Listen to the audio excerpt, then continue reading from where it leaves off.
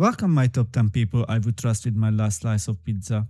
Please remember this is not financial advice. Bitcoin just closed the weekly candle in the red, and right now it's starting to look like the market may be consolidating for another leg lower. The warning signs are stacking up.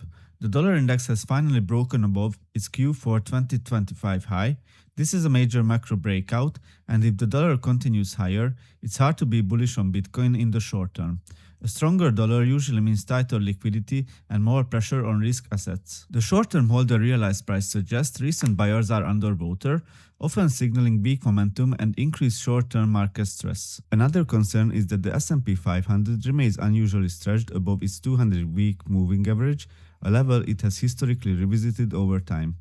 With markets already in pullback territory and the dollar breaking out, this could create additional pressure on Bitcoin. DVO, Bitcoin's volatility index, closed green, which is typically not what bulls want to see. Rising volatility during a weak price structure often signals that the larger moves are coming and not necessarily to the upside. Oil has been trending lower for weeks and is now heavily oversold.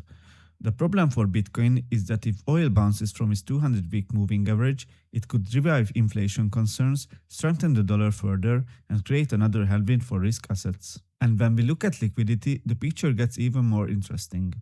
There's a major liquidity cluster sitting below price around $58,000, while another large pool is building above price near $76,000. Eventually, Bitcoin is going to go after one of those levels. But given the current macro backdrop, a dollar breakout, weak momentum and rising volatility, I think 58,000 gets visited before 76,000. While the near-term trend still leans bearish, the base case is a cycle low forming later this year. And that's why I posted on X.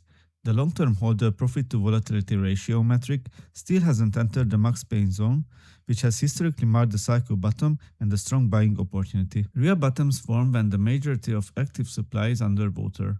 We are not there yet. A wave nipple hasn't hit the accumulation zone, still above deep value. So what do you think? Has Bitcoin truly bottomed?